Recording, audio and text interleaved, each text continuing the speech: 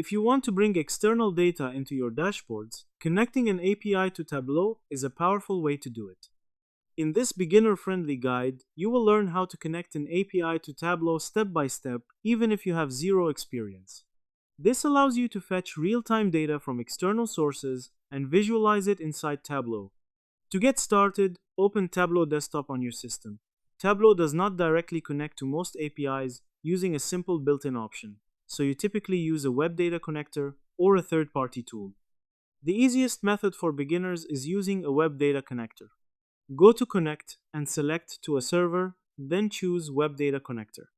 You will be asked to enter a URL. This URL is provided by the API service or a connector service that fetches API data. Enter the API connector URL and click Enter. Next, you may need to authenticate your API connection. This could include entering an API key, username, password, or OAuth login, depending on the service you are using. Once authenticated, Tableau will fetch the available data. After the data loads, you will see it in Tableau's data source page. From here, you can clean or transform the data if needed. Then click on Sheet to start building your visualizations. If your API does not support a web data connector directly, you can use tools like Postman or scripts to extract API data into formats like CSV or JSON and then import that file into Tableau. Another option is using third-party connectors that simplify API integration. Once connected, you can create charts, dashboards, and reports using the API data.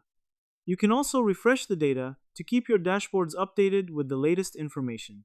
In short, connecting an API to Tableau involves using a web data connector, authenticating the API, loading the data, and building visualizations. Now that you understand the process, try connecting your own API and start creating powerful data-driven dashboards in Tableau.